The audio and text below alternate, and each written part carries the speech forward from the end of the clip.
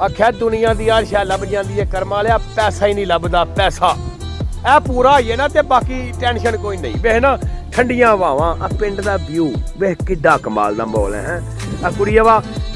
इत्थे ओही खिलारदा पैसा एक थां ते टिकना है ते पैसे खिलारदे ने किसी भी थां ते कोई भी मकसद है ना एक थां ते खलोइयो पैसे नहीं बंदा कमांदा ते देंदा अल्लाह ही है ते उन्ने को देहड़े के बंदा सुख दी जिंदगी कढ ले